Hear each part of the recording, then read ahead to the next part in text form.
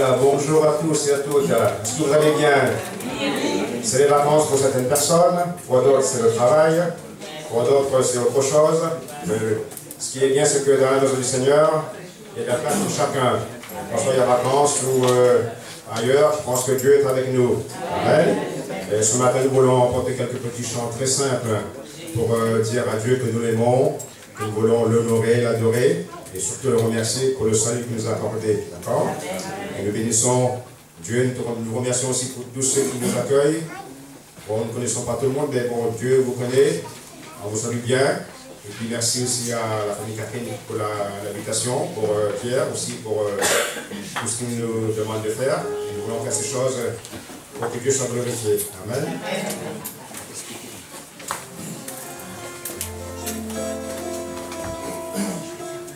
On va commencer par ce cœur qui dit on est bien dans la maison, dans la présence de Dieu. On est bien avec nos frères et nos sœurs. Nous sommes réunis pour louer le Seigneur. Amen.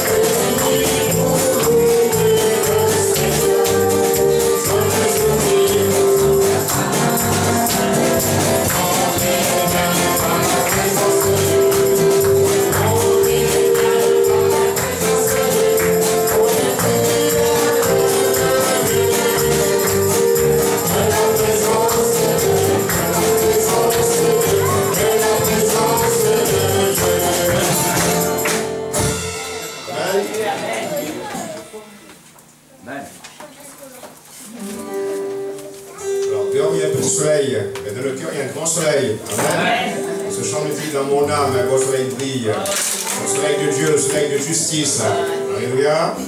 Donc n'ayez pas peur de prendre vos mains. Dieu vous a donné des talents. Vos mains sont des talents, des instruments. Je pense qu'il est bon d'acclamer le Seigneur. Ailleurs, il y a des gens qui lèvent les mains pour pas grand chose, pour un ballon, pour une coupe. Mais je crois pour Dieu, c'est beaucoup plus que ça. Amen.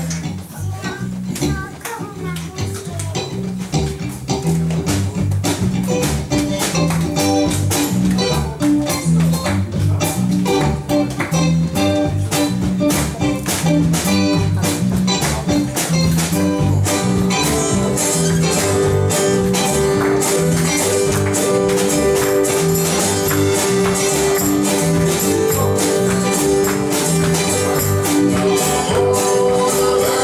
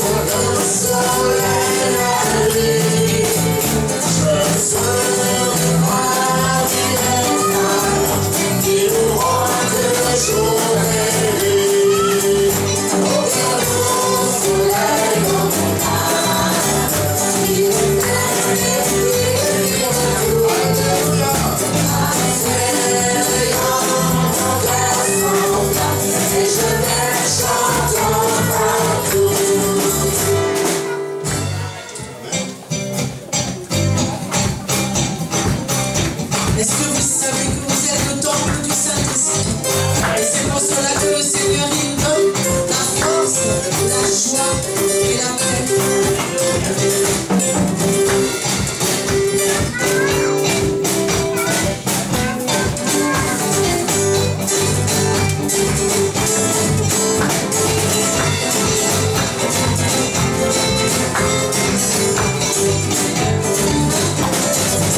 Savez-vous que vous êtes le temple? Savez-vous que vous êtes le temple? Savez-vous que vous êtes le temple? Vous êtes le temple du Saint-Esprit. Oh oui, je sais, je suis le temple. Oh oui, je sais, je suis le temple. Oh oui, je sais, je suis le temple. Je suis le temple du Saint-Esprit. Plein de force, plein d'amour, plein de joie. Plein de force, plein d'amour, plein de joie. Plein de force, plein d'amour, plein de joie. Je suis le temple du Saint-Esprit. Plein de force, plein d'amour, plein de joie. Plein de force, plein d'amour, plein de joie. Plein de force, plein d'amour, plein de joie. Je suis le temple du Saint-Esprit. Oh oui, je sais, oh oui, je sais, oh oui, je sais, je suis le temple. Oh oui, je sais, je suis le temple. Oh oui, je sais, je suis le temple. Je suis le temple du Saint-Esprit. Plein de force, plein d'amour, plein de joie. Plein de force, plein d'amour, plein de joie. Plein de force, plein d'amour, plein de joie. Je suis le temple du Saint-Esprit. Notre Dieu, il est digne d'être adoré et il est au-dessus de tout, au-dessus de nos problèmes, au-dessus de la terre, au-dessus des cieux. Et ce matin, on peut lui dire, Dieu de gloire, sois exalté pour tout ce que tu es, pas pour ce que tu nous donnes, mais pour ce que tu es, parce qu'il est plus beau que tout le diable. Et nous voulons l'élever ce matin.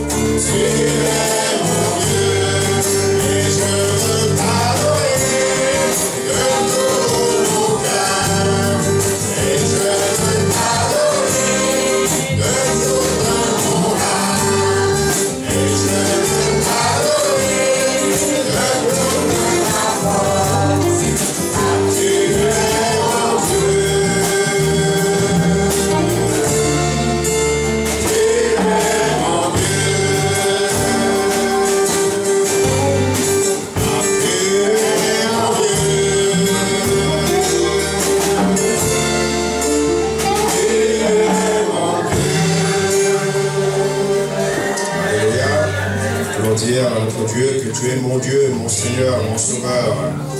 Alléluia. Peut-être nous pouvons apporter nos louanges ce matin, chacun pour sa part, même quelques mots. Dieu connaît notre cœur, même Dieu connaît notre pensée. Il veut le bénir. Seigneur, merci pour ta présence. Merci pour ton amour. Merci pour ta fidélité, Seigneur, parce que tu es le Maître qui est au-dessus de tout. Et nous savons, Seigneur, que rien n'est caché devant ta face. Et merci de remplir ce lieu de ta présence, afin que nous soyons, Seigneur, vraiment conscients que tu es le Maître, que tu es le même, et que, Seigneur, tu vois toutes choses. Merci, Seigneur, de répandre ton esprit dans ce lieu, au milieu de ton peuple, au milieu des frères et des sœurs, des enfants, de ceux, Seigneur, qui sont là vers toi, qui tournent leur cœur vers toi. Merci, notre Dieu. Alléluia.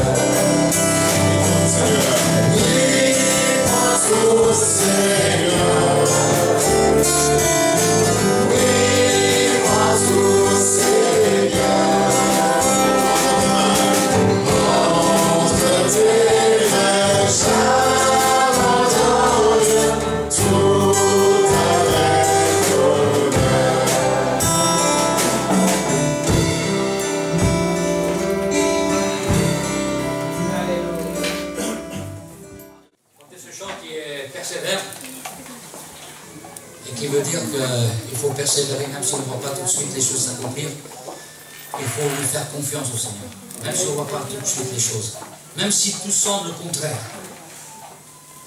fais confiance au Seigneur. Alléluia. Fais-lui confiance. Persévère dans la prière. Crois qu'il répondra à ta prière. Amen.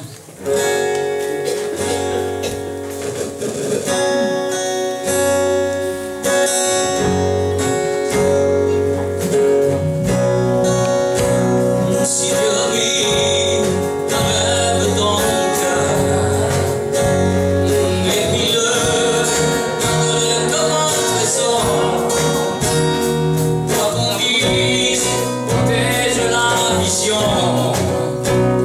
avec passion.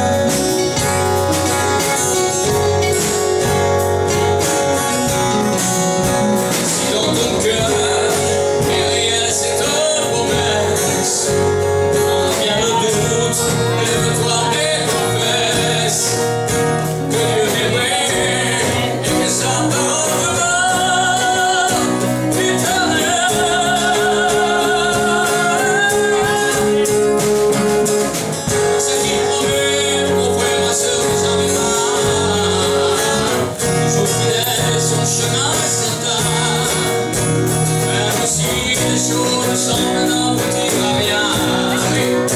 Mais c'est vrai. Car il dit les choses arrivent. Car il dit la chose arrive. Quand il ordonne, elle existe. Son regard est sur tous ceux qui lui appartiennent.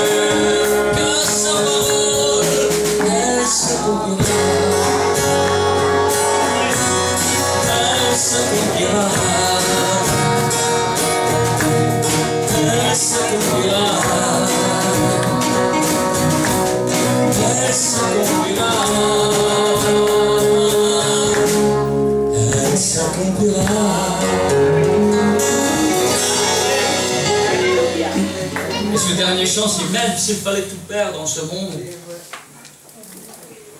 pour toi affronter les tempêtes qui montent, pour toi accepter n'importe quoi. Est-ce qu'on est dans cet état d'esprit?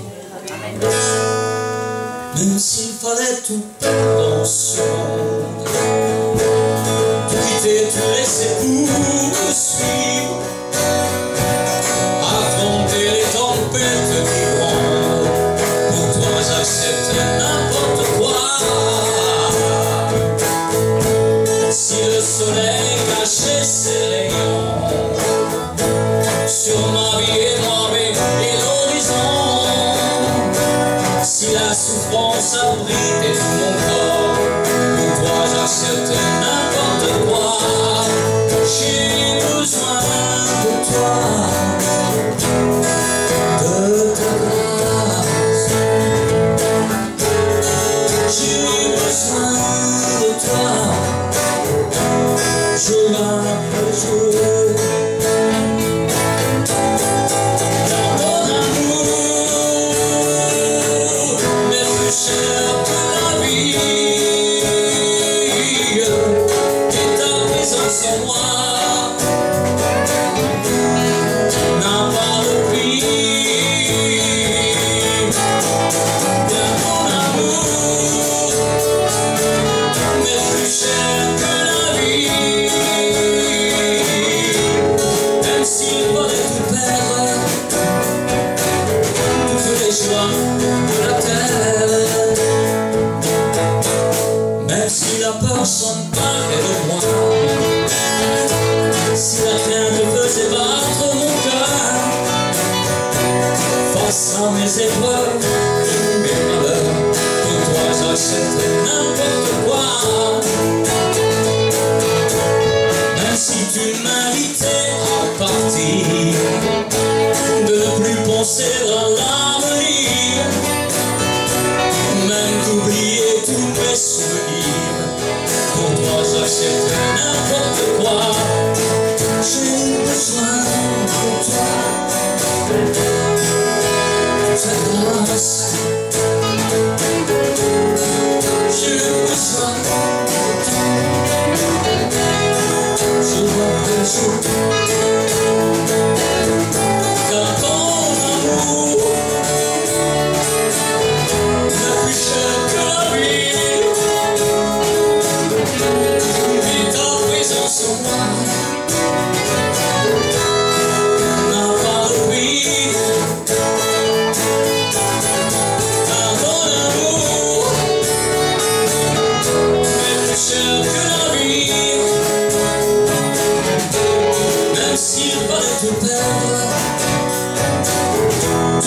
joies de la terre. Même s'il fallait tout perdre, toutes les joies de la terre. Même s'il fallait tout perdre, toutes les joies de la terre.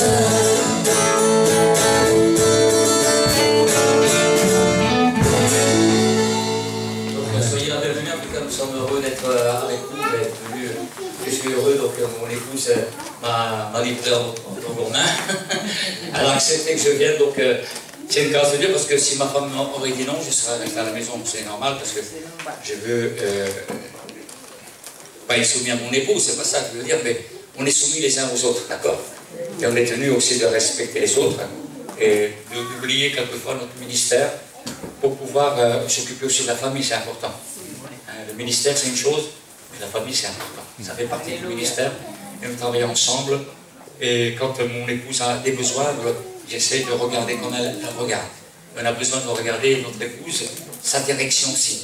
Nous, on a une direction à nous, on veut toujours donner notre direction, mais il faut savoir regarder l'angle dans lequel ton épouse regarde. Et ce matin, je vais vous proposer de regarder comme Jésus regarde. Ayons le cœur de Jésus, le regard de Jésus. Soyons associés à Jésus. Et je vais vous parler de la présence de Dieu. La présence de Dieu qui, sans elle, on ne peut rien faire. Sans elle, si je prêche ce matin, si la présence de Dieu n'est pas là, il ne se passera rien du tout dans vos cœurs. Et si la présence de Dieu n'est pas dans votre cœur, il ne se passera rien. Vous savez, un jour, lorsque il y avait l'apôtre Paul, il n'était pas encore l'apôtre Paul, à l'époque c'était encore Saul de Tarse, et il persécutait les chrétiens. Et devant lui, il y avait l'évangéliste Étienne qui était en train de mourir, d'avoir des cailloux dans la tête, et il disait: Seigneur, pardonne-leur parce qu'ils ne savent pas ce qu'ils font. Et l'apôtre Saul de Tarse était là, et tous les jeunes hommes ont déposé leurs vêtements devant Saul de Tarse, mais ça n'a pas touché. Ça n'a pas touché Paul de Tarse. Pourtant, tous les témoignages qu'il a vus, il a vu les gens souffrir, il a vu les chrétiens souffrir, les enfants pleurer quand on prenait leurs parents, et les parents restaient dignes. Et ils ont souffert et ils ont accepté de mourir pour Jésus-Christ. Même ça, ça ne l'a pas touché. Il a fallu une rencontre avec Jésus-Christ. Ce qui veut vous toucher aujourd'hui, c'est pas les enfants, lorsque vos parents, c'est bien qu'ils vous enseignent la parole de Dieu. Amen. Il faut que la chose, ce qui est charnel, ce qui est humain, il faut qu'il soit accompli par nous. Donc, mais les choses spirituelles, ça vient de Dieu, ça ne vient pas de nous. Donc les enfants, vous les enseignez, c'est bien, mais ensuite il faut qu'ils aient une rencontre eux-mêmes avec Jésus-Christ. Il faut qu'un jour, Jésus les touche. Et là, il se passe quelque chose. Amen. C'est pas parce que vous avez parlé beaucoup à vos enfants qu'ils vont se convertir. C'est parce que Jésus-Christ vient dans leur cœur. Il les touche parce qu'il les aime. Parce qu'il veut les conduire au salut, à la délivrance. Il veut leur donner aussi la chance de se donner à Dieu. Donc c'est pour ça qu'on a besoin de la présence de Dieu dans n'importe quelle situation. Dans le témoignage, lorsqu'on témoigne, lorsqu'on chante, on a besoin de Dieu. On a besoin de la présence de Dieu. Lorsqu'on prie pour les malades, si Dieu n'est pas là, ça sert à quoi de prier pour les malades? On a besoin de la présence de Dieu. Donc on dépend uniquement de Dieu. On ne dépend pas des autres. Et Saul de Tarse a été touché sur le chemin de Damas. Lorsqu'il est tombé dans son cheval, il a entendu la voix et il a été vraiment brisé. Il a dit: Mon Seigneur, que faut-il que je fasse? Il n'était pas bon de regarder contre les aiguillons. Tu me persécutes. C'est moi que tu persécutes. Quand on persécute l'Église, c'est Jésus qu'on persécute. Amen. Vous savez ça? Lorsque on persécute un chrétien, Dieu se lève. Parce que vous vous êtes levé pour lui. Vous témoignez pour lui. Alors Dieu se lève quand vous avez besoin. Sachez-le, que Dieu se lève pour vous. Amen. Amen. Alléluia. Nous allons lire ici un texte dans Exode 3. Exode 3. Ça parle du buisson ardent. Moïse faisait paître le troupeau de Jéthro. Jéthro, c'est le beau-père. Lui, il a trop d'argent, il s'appelle Jéthro. Il était béni, le frère. Son beau-père, sacrificateur de Madian. Et il mena le troupeau derrière le désert et vint à la montagne de Dieu à Horeb, donc le Sinaï. L'ange de l'Éternel lui apparut dans une flamme de feu. Au milieu du buisson, Moïse regarda, et voici le buisson était en feu, et le buisson ne se consumait point. Mais Moïse dit, je veux me détourner pour voir qu'est-ce qui se passe. Et j'espère qu'un jour, les gens se détourneront pour voir ce qui se passe dans l'église. Quand ils vont voir le feu dans l'église, les gens vont se détourner comme Moïse. Qu'est-ce qui se passe dans cette église? Ça brûle, ça s'éteint pas le feu, ça continue, ça persévère. Il y a le feu, il y a la présence de Dieu là. Ah, alléluia! La présence de Dieu est là, amen. Ah, c'est fort, quoi. Alléluia.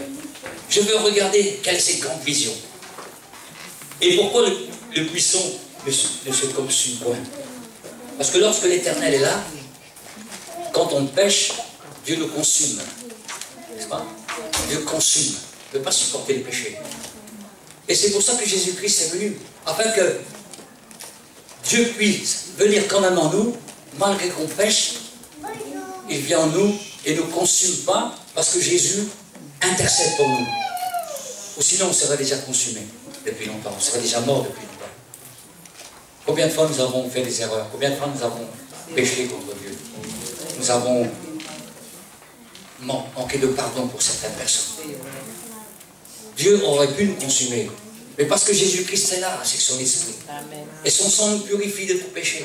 C'est à nous de demander pardon à Dieu. Amen. Afin que la présence de Dieu soit là. Parce que si quand on pêche, on risque de perdre sa présence. C'est-à-dire que le Seigneur est attristé, il se retire. Et quand tu te repens, Dieu revient. Amen. Et il est capable de nous consumer. Puisque à un moment donné, lorsque Moïse est dans le désert, ils veulent, à un moment donné, ils ont commencé ils ont profité que Moïse était parti dans la montagne de Horeb pendant 40 jours. Et qu'est-ce qu'ils ont fait? Avec Aaron, ils ont fabriqué un veau d'or, tout en or. Et je dis, voici ton Dieu, Israël, c'est lui qui t'a fait sortir du pays d'Égypte. Et Dieu était en colère. Et Moïse aussi était en colère. Et lorsque Moïse est descendu, il connaissait qu'une partie de Dieu, la loi. Et c'est pour ça qu'il a jugé son peuple. Il a brisé les tables de la loi, il a fondu le veau d'or, il leur a fait boire tout ce les Israélites ont dû boire, il les a forcés à boire. Ça, c'est ce qu'on appelle l'homme qui connaît Dieu que dans la justice. Et c'est pour ça que Dieu va lui montrer qu'il n'est pas que justice. Là, il est venu comme un justicier. La deuxième fois qu'il redescend d'en haut, il revient avec la lumière. Le visage transformé. Il est obligé de mettre un voile. Il est obligé de mettre un voile parce qu'en fait, il ne veut pas qu'on voie sa face. Et là, il a compris que Dieu est différent de ce qu'il avait compris. Il a vu une autre face de Dieu. Dis à mon peuple que mon nom veut dire amour, miséricorde, grâce, tendresse. Amen. Lui, il avait compris que la loi. C'est pour ça qu'il avait été violent avec eux. Il n'a pas eu de compassion pour eux. Et ensuite, il devint comme Jésus, comme Dieu. Et je pense que quand il a rencontré Dieu dans le buisson ardent, ce même Dieu, c'est Jésus. Vous savez pourquoi? Parce qu'un jour, dans la Bible, il marquait qu'il y a dans la montagne de la transfiguration. Et Jésus s'est présenté devant Moïse et Élie. Moïse, il voyait face à face. Avec qui il parlait, c'était Jésus. Parce que lorsqu'un jour, Jésus était dans la barque, les apôtres étaient dans la barque, il y avait une tempête, et ils ont vu Jésus marcher sur l'eau. Et Jésus a dit, quand les apôtres ont eu peur, il dit, ne craignez pas, je suis. Ça veut dire que je suis celui qui suis. En fait, c'était lui. C'est le même qui était dans le buisson ardent, c'était Jésus lui-même. Eh oui, c'est clair. Et c'est pour ça qu'il connaissait Moïse. Et quand il a vu Moïse et Élie, c'est des gens qui voyaient face à face, avec qui il parlait face à face, comme des amis. Et c'est pour ça qu'à un moment donné, dans le désert, à un moment donné, il y a Aaron et puis Myriam, qu'ils ont commencé à rouspéter, à critiquer Moïse. Est-ce que nous n'avons pas non plus la révélation de Dieu, nous? Est-ce que nous aussi, on ne peut pas donner des ordres? Est-ce qu'il n'y a que lui seul qui a reçu une révélation de Dieu?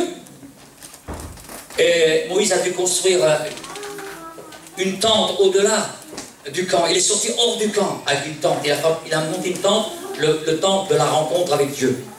Et là, dans cette tente, il y avait le lieu saint.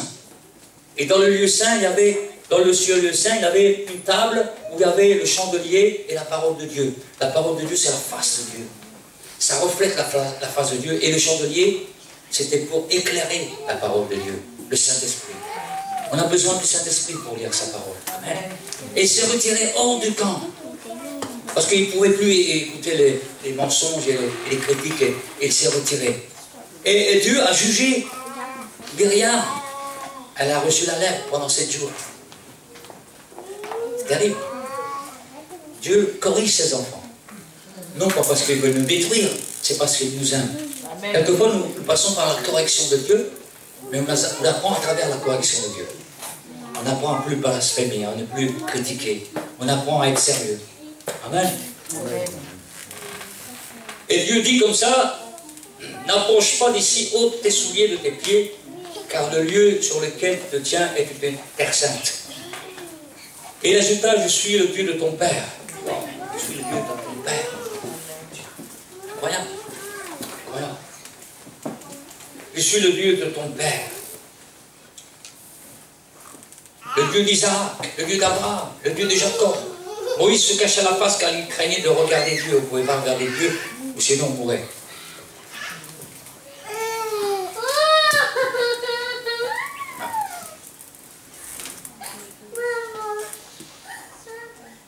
Alors Dieu lui dit, voilà mon peuple qui est en Égypte. J'ai entendu les cris qu'ils font pousser par ses oppresseurs, car je connais ses douleurs. Je suis descendu pour le délivrer de la main des Égyptiens. Jésus est descendu. Dieu est descendu. Il est descendu sur la terre. Il est descendu parmi nous. Jésus est descendu parce qu'il a vu les douleurs de son peuple. Il a vu les souffrances des hommes. Il est venu pour sauver les hommes. Il a entendu les cris des captifs. Il a entendu les cris des prisonniers. Et il est venu pour leur donner la victoire, pour les délivrer de leurs liens, pour redresser ce qui est courbé, pour consoler les veuves, pour libérer les prisonniers, pour les rendre libres. Jésus est venu pour ça, il est descendu. Et Dieu a vu ce cri de douleur des gens, du monde, des gens qui criaient, qui avaient besoin de lui. Même si ce n'était pas son peuple, mais Dieu s'est révélé à des gens qu'il ne connaissait pas, pour les sauver, parce qu'il les aime. C'est pour ça qu'on a entendu aujourd'hui, demeurez en moi, je demeure en vous. Pourquoi? Parce que ça, c'est la Shekinah de Dieu. C'est ce que je vais vous parler ce matin. La Shekinah de Dieu, c'est Dieu demeure au milieu de son peuple. Et nous, Jésus dit comme ça à un certain moment, il dit, demeurez en moi, et je demeure en vous. C'est-à-dire que nous aussi, nous avons la Shekinah. C'est-à-dire la Shekinah, c'est demeurer. Demeurer en lui, parce qu'il demeure en nous. Et si nous demeurons en lui, nous pouvons garder sa parole. Parce que lorsque, c'est pas pénible, parce que lui demeure en nous, et c'est l'onction que nous avons, la présence de Dieu que nous avons, qui nous permet de pardonner. C'est l'onction que nous avons, la présence de Dieu qui est dans notre cœur. C'est la vie éternelle que nous avons, nous. Vous vous rendez compte, nous avons la vie éternelle en nous, qui nous permet de faire des choses spirituelles. Vous pouvez organiser des choses matérielles, humaines, organiser plein de choses, qui est normal. Quand on va emmener ses enfants à l'école, il faut le faire. Quand on va travailler, il faut se lever le matin. Dieu ne va pas se lever à votre place.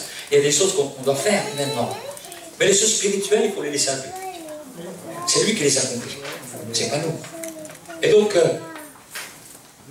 et Dieu, c'est pour ça qu'il veut nous se révéler à nous, comme il s'est révélé à Moïse. C'est un feu éternel qui consume. Mais puisque l'amour de Dieu est là, puisque Jésus a donné sa vie, il ne nous consume pas, mais il nous transforme. Amen. De gloire en gloire, nous sommes transformés de gloire en gloire, dit l'apôtre Paul. Amen. Maintenant, je vais t'envoyer auprès de Pharaon, et tu feras sortir d'Égypte mon peuple, les enfants d'Israël. Moïse dit à Dieu, qui suis-je pour aller vers Pharaon et pour faire sortir d'Égypte les enfants d'Israël. Dieu dit, je serai avec toi. Je serai avec toi. Ça, c'est important, ça. Que Dieu soit avec nous. Amen. Amen. Et toi, tu dis comme ça, qui suis-je, moi, pour aller prêcher, pour aller témoigner? Qui suis-je, moi? Mais Dieu dit, je suis avec toi. Ne crains pas, je serai avec toi. Amen. C'est ce que Dieu veut. Et il veut que nous ayons sa présence constamment en nous. Constamment. Les armes de notre combat ne sont pas d'origine humaine. Mais la puissance vient de Dieu. La puissance vient de Dieu. Pour la destruction des forteresses. Nous, on a une stratégie. Mais le pouvoir, la puissance doit venir de Dieu. Amen. Nous détruisons les raisonnements orgueilleux et tout ce qui se dresse contre la connaissance de Dieu. La présence de Dieu, c'est là la puissance pour vous. Quand Dieu agit, sa présence vient. Alléluia, avec lui. Une force d'attraction. Vous savez que lorsque Paul est arrivé, donc Saul de Tarse est arrivé pour aller à Damas, il y a une force d'attraction qui a attiré Paul vers Jésus. Lorsque Zachée était dans l'arbre, lui qui était un voleur, qui était un trompeur, et quand Jésus est passé, il y avait une force d'attraction sur Jésus. Il y avait une puissance, la présence de Dieu sur lui. Il est attiré. Et lorsqu'il est rentré dans la maison de Zachée, je rentrais au 4 fois plus si j'ai volé, si j'ai pris de l'argent à quelqu'un, je les rendrai 4 fois plus. Qu'est-ce qui a permis qu'il parle comme ça? Et Jésus lui avait rien dit. Jésus ne lui avait pas dit, faut que tu rentres. Non, c'est la présence de Dieu qui l'a convaincu. C'est une force d'attraction qui nous donne d'être transformés de gloire en gloire. C'est la présence de Jésus. C'est ça qui va vous transformer. C'est pas le blabla des discours. Des évangélistes ou des pasteurs ou des hommes de Dieu ou de n'importe, le parler, je veux dire, le langage. Même si vous prêchez tout ça, s'il n'y a pas la présence de Dieu, il ne se passera rien. Si ce matin Dieu n'est pas là, dans nos cœurs, dans nos vies, si la présence de Dieu n'est pas là, il ne se passera rien. Alors je prie pour que l'Esprit de Dieu ouvre votre cœur ce matin, pour que vous saisissiez la parole de Dieu et que vous compreniez la face de Dieu, qui c'est Dieu. Lorsqu'à un moment donné, il y a un riche en Inde, il a commencé il a eu une idée, il a pris un éléphant et il a demandé à 4-5 aveugles de venir. Et il a demandé aux aveugles de toucher l'éléphant, chacun d'un côté, comme il voulait. Alors un a touché l'éléphant sur les défenses. Oh, il est dur l'éléphant, c'est dur, voilà. Il y a un autre qui a touché l'oreille. Mais non, c'est tout mou, tu dis rien, tu connais rien toi. Il est tout mou, c'est comme une feuille. Et l'autre, mais non, c'est pas vrai. Regarde, c'est une trompe, on dirait un tuyau, un gros tuyau. Mais non, c'est dur comme un arbre. Et alors, le riche, il leur a dit, bon, maintenant, on va découvrir tout. Vous avez raison, mais en fait, vous avez tort. Maintenant, on va découvrir ensemble, vous allez toucher tout l'animal, tout entier. Oh oui, c'est dur, oh oui, c'est mou, oh oui. Ah, vous ne connaissez pas comme ça. Et au fait, il y a des gens qui disent, mais Dieu est comme ça, parce qu'ils connaissent que Dieu comme ça. Comme Moïse, il connaissait Dieu que sous la loi. Après, Dieu lui a fait connaître Dieu, miséricorde. Ah, oui, miséricorde. Et on a besoin de connaître tout entier Dieu. Pas qu'une partie.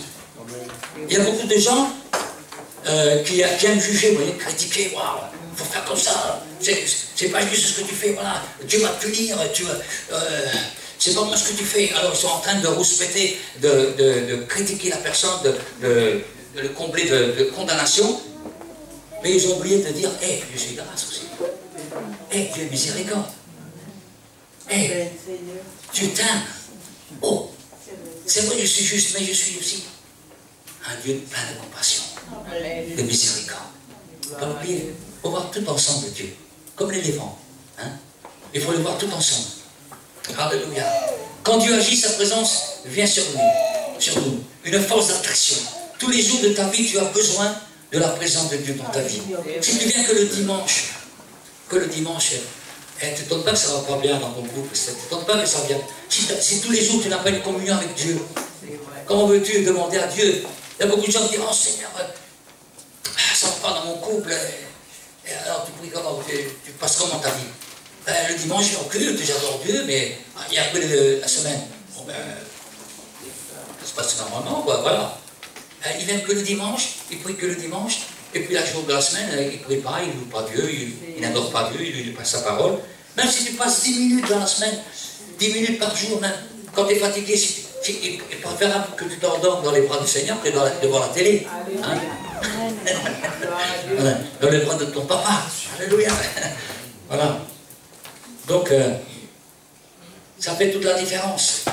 C'est pas les persécutions ou les comment,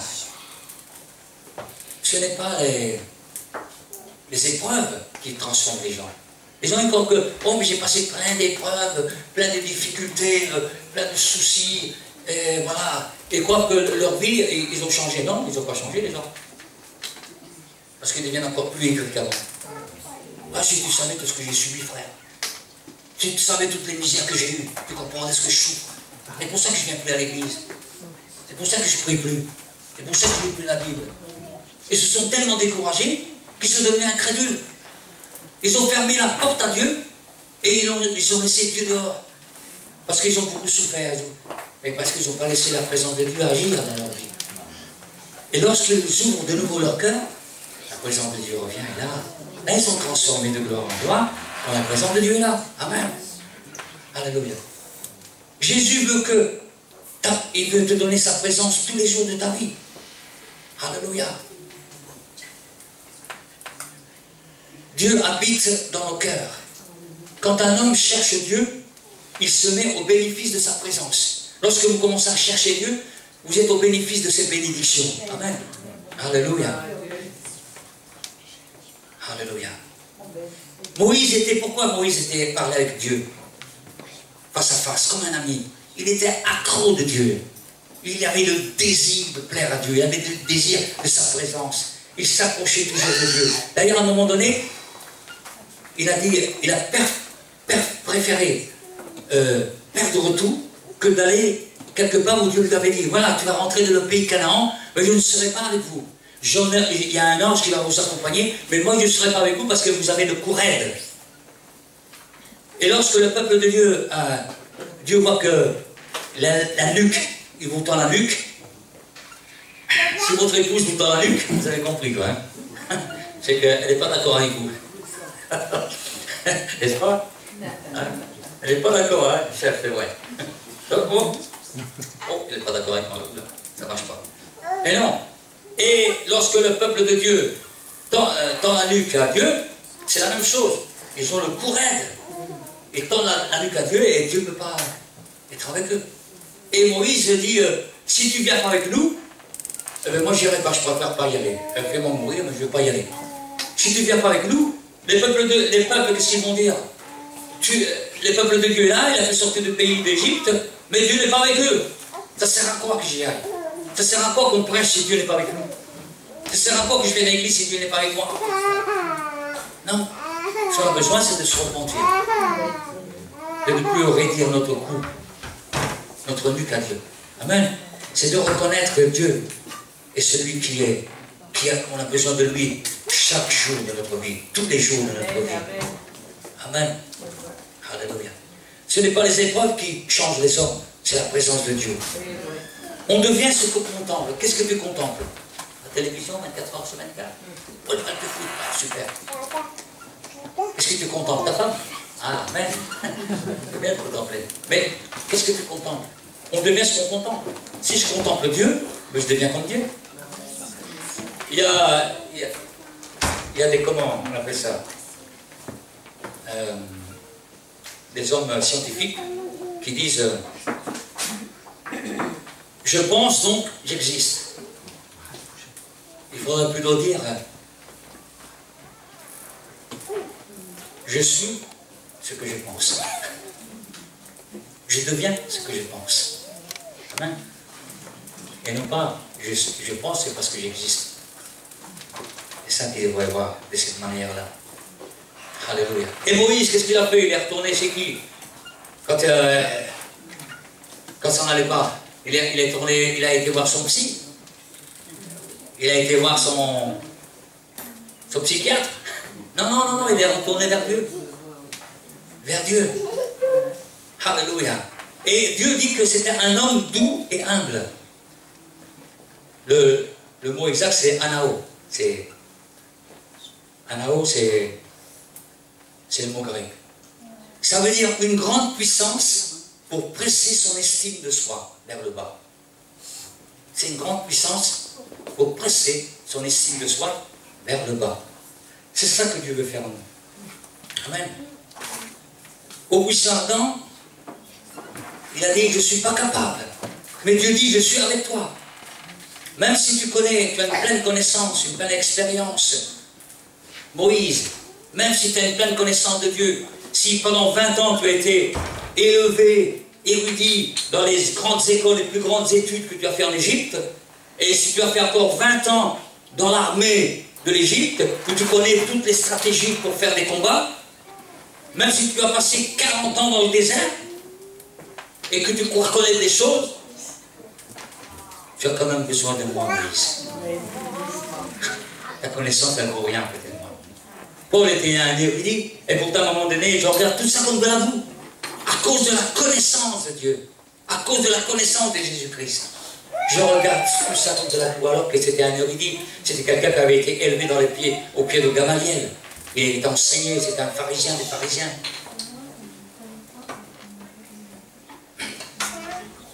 Quelqu'un, il s'arrête peut-être de chercher Dieu, car il croit en savoir assez. Et qu'est-ce qu'il devient? Un égaliste. Moi, j'en ai assez, j'en connais assez, Dieu m'a révélé, c'est bon, quoi. Et après, il commence à juger les autres. Parce qu'ils ne connaissent pas, ils ne savent pas. C'est pas ça l'humilité. Alléluia. Il faut plusieurs perceptions de Dieu. Dieu agit en notre cœur et en notre faveur. Il agit en nous et autour de nous. Dieu se levait pour défendre Moïse quand il a été attaqué, quand il a été critiqué. Parce que Moïse défendait Dieu, il était près de Dieu. Dieu se lève pour ses enfants. En son temps, il nous fait justice. Le psaume 37 nous dit que compte sur les bienfaits de Dieu. Qu'est-ce qu'il demande? Les méchants, eh bien, ils finissent mal. Ils vont tout perdre. Tout ce qu'ils ont essayé d'agir contre toi, ça va se retourner contre eux. Le Seigneur, ce qu'il te demande, c'est d'agir bien, agir bien. Amen. On peut même le lire un petit peu, peut-être le psaume 37, ça ferait bien quelqu'un.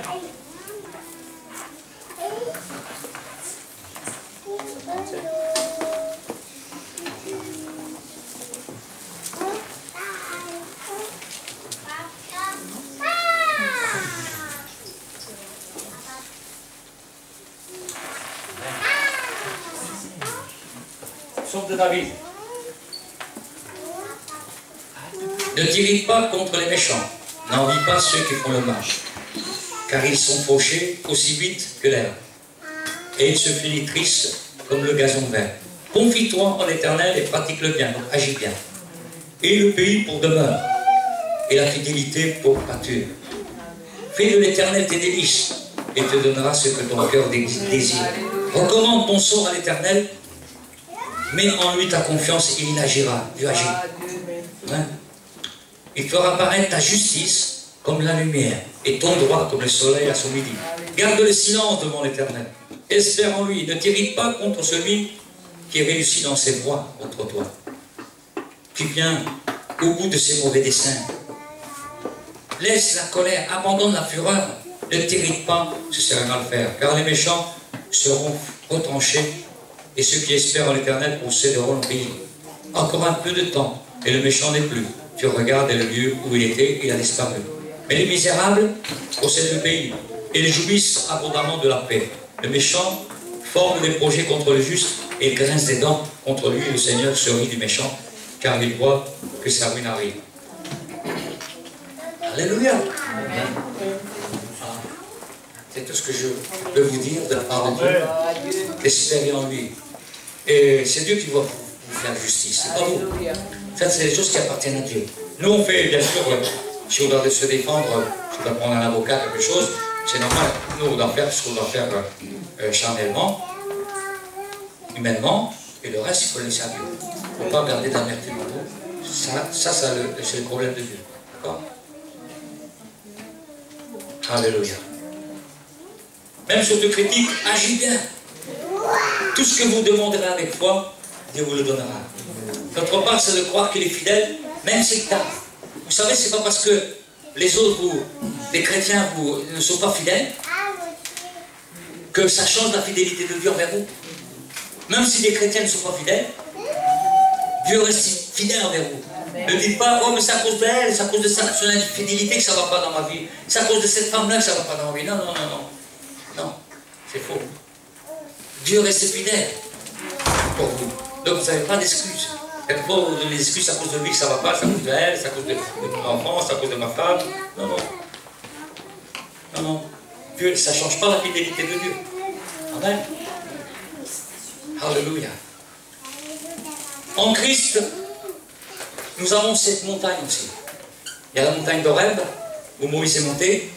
Et nous pouvons avoir cette montagne, nous l'avons dans notre cœur. Jésus est avec nous. Amen. Et nous sommes transformés comme la transfiguration. Jésus a été transformé sur la montagne. Qu'est-ce qu'il est resté après? Quand les disciples, ils ont vu Élie et puis Moïse arriver, que Jésus parlait avec eux, il y a la parole de Dieu, il y a la voix de Dieu s'est à entendre. Celui-ci est mon fils bien-aimé, écoutez-le. Écoutez-le, tout ce qu'il vous dira, écoutez-le. Écoutez pas les autres, écoutez-le lui. Et lorsque, à un moment donné, Élie et Moïse sont partis, la lumière est partie, il restait, qu'est-ce qui est resté? Jésus seul. Il a voulu expliquer aussi que la loi, les prophètes, c'est fini. C'est-à-dire qu'on n'est plus sous la loi. On dépend de Jésus-Christ. Maintenant, c'est lui qu'il faut écouter. D'accord? Et lorsqu'on étudie le Nouveau Testament, on peut comprendre mieux l'Ancien Testament. Parce que les promesses qui sont faites dans l'Ancien Testament se rapprochent avec Jésus-Christ, sont en accord avec Jésus-Christ. J'avais expliqué il y a 15 jours, qu'en fait, que quand Salomon, le fils de David, a construit le temple, à un moment donné, la nuée est venue, après la prière de Salomon, et il a rempli tout le temple. Et Dieu a dit, je serai là présent, ma prière, votre prière sera entendue, mon cœur y résidera, je serai avec vous dans ce temple, dans ce lieu-là, j'habiterai avec vous dans ce temple. Malheureusement, plus tard, nous voyons qu'en 70, le temple a été détruit une deuxième fois. Et maintenant, il ne reste plus que le temple, les murs des lamentations, où il y a les juifs et les orthodoxes qui se lamentent. Pourquoi? Parce que la promesse ne peut plus être réalisée puisque le temple est détruit. Donc Dieu ne réside plus là. Mais s'ils connaissent Jésus, ils savent que Jésus, c'est lui qui va construire son temple.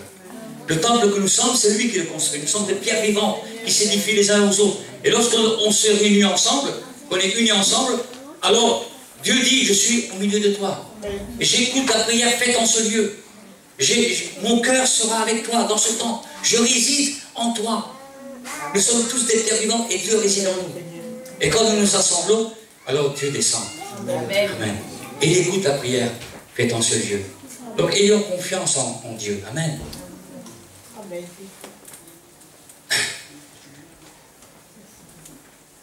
Pierre nous dit que nous avons vu sa gloire. Soyons juste conscients qu'il est là. Un homme en fuite est devenu un homme brave. Et sa femme, c'est Thomas. C'est Moïse. C'était quelqu'un qui était en fuite. Il fuyait même devant le serpent. Quand Dieu lui a dit, voici un signe que tu feras voir. Il a monté 3 signes. Hein. Le serpent, la main, il a mis la main au niveau de son cœur, il a enlevé sa main, elle était lépreuse. C'était son péché. Il a remis la main, voilà. Ce que moi je fais avec toi, avec Jésus-Christ, voilà le plan de Dieu pour toi. Je te donne un cœur nouveau. Voilà le signe. Et après il a dit, tu répandras de l'eau sur la terre, dans le Nil, et elle deviendra du sang. Jésus a répandu le sang pour nous sauver. C'est les signes de Dieu. Dieu change notre cœur, il nous donne la puissance sur l'ennemi. Quand il a pris, le serpent par la queue, il est redevenu un but boire. Nous saisissons l'ennemi par la queue parce qu'en fait, c'est nous la tête et lui il est derrière. Amen. Il a dit, tu écraseras sa tête. Tu écraseras ta tête. Donc nous avons le pouvoir, l'autorité sur les serpents, sur toute domination. Mais nous avons besoin de la présence de Dieu. Nous ne pouvons pas agir sans Dieu. Sinon nous allons casser la figure. Nous ne pouvons pas aller la nuit l'insulter. Même l'ange Gabriel a dit que l'Éternel te réprime, Satan. Il a porté aucune parole injurieuse contre Satan. Mais que l'Éternel s'occupe de toi. Amen. Ce n'est pas à nous de faire ces choses. C'est Dieu qui s'en occupe. Il a cassé les tables de la loi, Moïse. Il a forcé les gens à boire le veau d'or. Il était devenu légaliste parce qu'il ne connaissait pas la miséricorde de Dieu. Il est retourné 40 jours et 40 nuits. Et Dieu lui a expliqué son nom, son amour, sa miséricorde. C'est pas beau ça? Je suis le Dieu de grâce, de miséricorde. Amen. Et cette fois, il est descendu avec son visage brillé. Alléluia. Moïse a changé, car il a rencontré Dieu face à face. Et si nous voulons changer, il faut que nous rencontrions Dieu face à face. Amen. Mais lorsque on se tourne vers le Seigneur, le voile est enlevé. Nous sommes transfigurés et notre image, alors nous devenons de gloire en gloire à sa ressemblance. Nous voulons être transformés par le renouvellement de l'intelligence. Dieu veut renouveler notre intelligence. Il veut renouveler notre connaissance. Il ne veut pas nous laisser dans l'état où il nous a accueillis, il veut nous transformer de gloire en gloire. Ce n'est pas un changement qu'il veut faire en nous, c'est une transformation. Il veut transformer notre être tout entier. Amen. Il y a des problèmes autour de moi, mais avoir une stratégie qui n'est pas humaine, mais spirituelle, pour la destruction de quoi? Des forteresses, des raisonnements, des raisonnements prétentieux, de toute puissance hautaine qui se dresse contre la connaissance de Dieu. C'est la puissance de Dieu qui détruit la mentalité qui se dresse contre nous. C'est la puissance de Dieu qui va déstabiliser les mentalités qui se dressent contre nous. Amen. Les philosophes, comme je disais tout à l'heure, disent « je pense donc je suis ». Là, il faudrait dire « je suis ». C'est pour ça que je pense.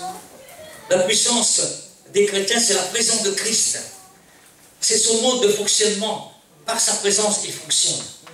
C'est un mode de fonctionnement. Emmaüs, à un moment donné, ils se promenaient avec Jésus et Jésus leur parlait de la parole de Dieu. Et lorsqu'ils sont arrivés, qu'il a rompu le pain avec eux, il a disparu. Et ses frères, ils ont dit, waouh, est-ce que notre cœur ne brûlait pas quand il nous parlait de Dieu? Quand il est avec nous? Oui, c'était une attraction. La présence de Dieu fait battre notre cœur. Et ils n'avaient pas vu avec leurs yeux, mais ils avaient senti la présence de Dieu. Est-ce que notre cœur ne battait pas, ne brûlait pas au-dedans de nous? Amen. Alléluia. Quand Dieu vient, quand Dieu me parle, je brûle. Amen, je brûle. Ta vie spirituelle ne peut pas s'organiser seule, comme tu le fais avec tes vacances ou autres. Tu peux organiser tes vacances, tu peux organiser, te mettre à la banque, ton argent, organiser ta retraite, mais les vies spirituelles ne s'organisent pas comme ça. Et non, c'est normal. Tu as besoin tous les jours. Dieu a payé à la croix pour que tu aies cette Shekinah de Dieu, cette présence de Dieu, pour que Dieu demeure en toi. Dieu a payé le prix, il a payé ton rachat, il a subi les tortures, il a été frappé, il a été battu, on lui a tiré la barbe, il a été cloué, il a été insulté, ils se sont moqués de lui pour que tu reçoives sa présence. Il a payé cher pour toi.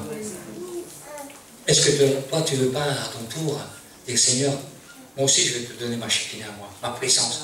Shekinah ça veut dire demeurer, rester, demeurer en moi. Le témoignage d'Étienne n'a pas suffi pour changer Paul. C'est Dieu qui a rencontré. Jésus a dû rencontrer Paul pour le transformer. Dieu lui-même brille dans nos cœurs.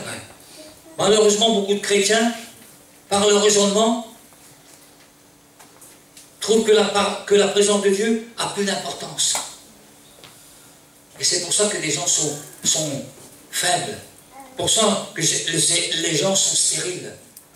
Et ne portent pas de fruits. Quand la présence de Dieu est là, on porte du fruit. Amen. Alléluia. On a la présence de Dieu sur nous. On porte le fruit du Saint-Esprit. Amen. Amen. Ça, c'est la preuve de la présence de Dieu en nous. Alléluia. Mais Paul dit, moi, mon ministère, c'est de renverser les raisonnements, mais avec la parole, avec la présence de Dieu. Un jour, il y a une jeune musulmane qui avait entendu parler de Jésus, et un jour, elle ne savait plus quoi, elle essayait de lire la Bible, elle essayait de lire le Coran, mais comme elle était attachée au Coran, un jour, elle a mis, dans sa chambre, elle a mis, Seigneur, je ne sais pas qui tu es, qui croit. Elle a mis la Bible, et elle a mis le Coran. Seigneur, révèle-toi. Et Jésus est venu dans sa chambre. Elle a vu Jésus. Elle a compris que c'était la parole de Dieu. Et Dieu a transformé sa vie. Sa famille a été touchée. Parce qu'elle a vu Jésus face à face. On a besoin de rencontrer Jésus. C'est Jésus qui transforme. Ce n'est pas ce que moi je vais vous dire aujourd'hui qui va vous transformer. Non, c'est parce que la présence de Dieu est là. Amen. Alléluia. C'est pas merveilleux. Pourquoi les couples ou même des responsables sont dans le dessèchement spirituel et stérile?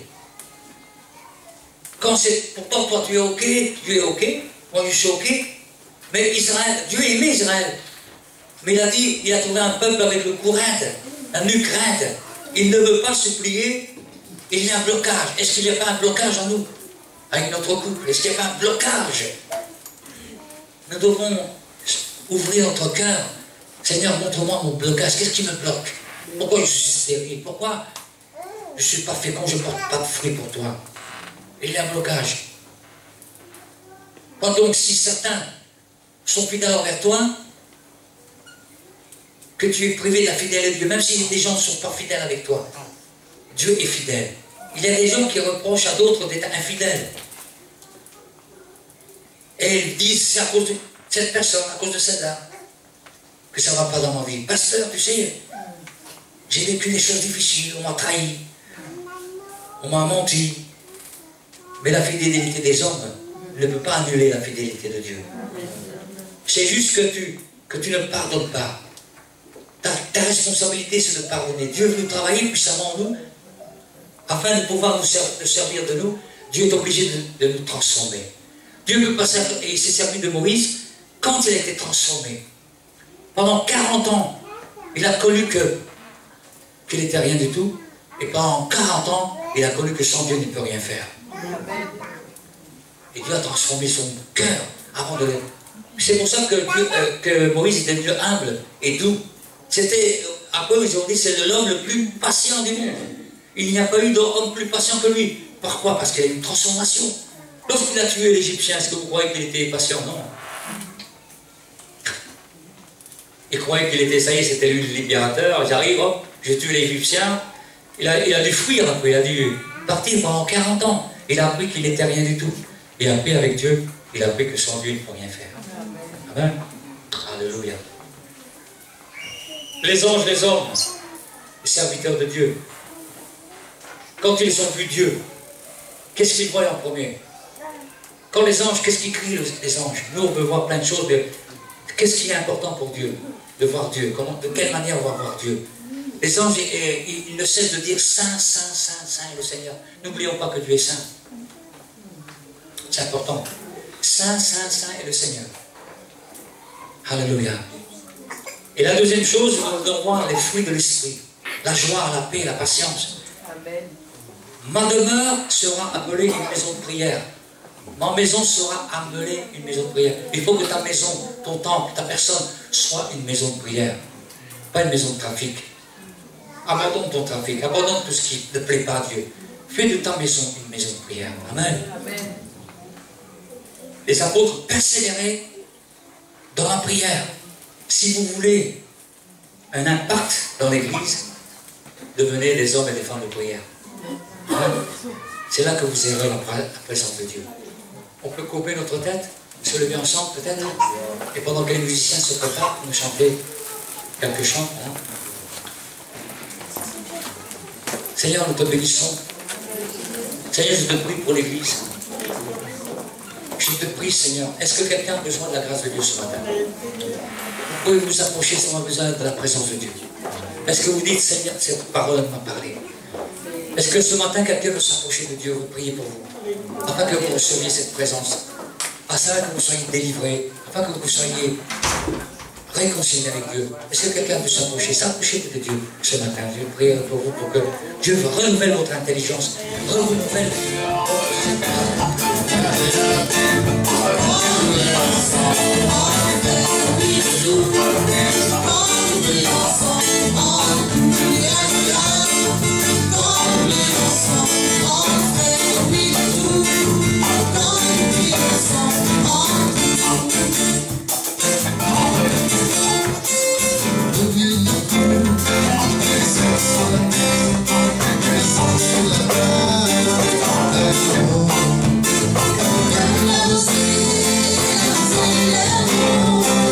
C'est la montagne de Sion.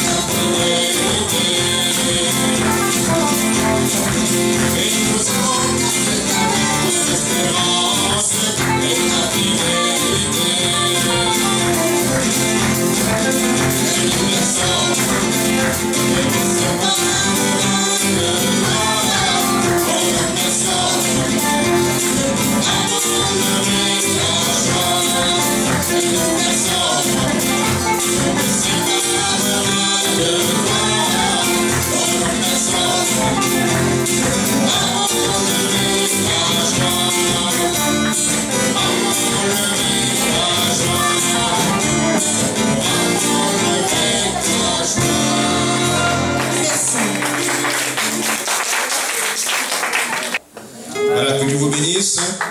Et bon séjour, bonne continuation. Nous rentrons dans l'île dimanche prochain, si Dieu le permet. Donc, nous sur les frères et sœurs de Sainte-Rose, la réunion de notre part. Et que Dieu vous bénisse. Amen.